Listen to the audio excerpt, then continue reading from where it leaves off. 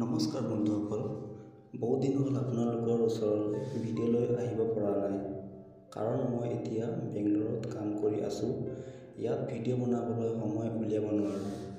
কিন্তু আজি 2 মে, এটা খুব দৰকাৰী খবৰ পাই মই ৰ'ব নোৱাৰিলোঁ। আজি এই ভিডিঅ'টো বনাই আপোনালোকক জনাবলৈ আহিছোঁ।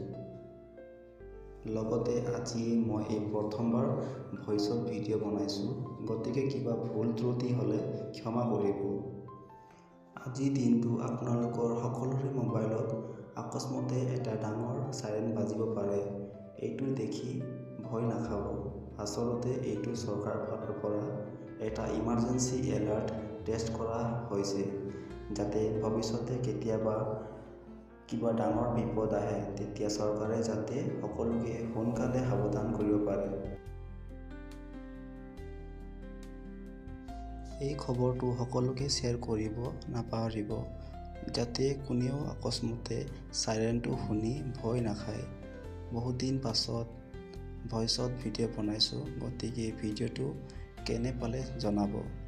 আপোনালোকে মোক এনেকুৱা মৰম আৰু ছাপোৰ্ট কৰিব, যাতে পিছলৈ কিবা নতুন খবৰ পালে মই আপোনালোকক সোনকালেই জনাব পাৰোঁ।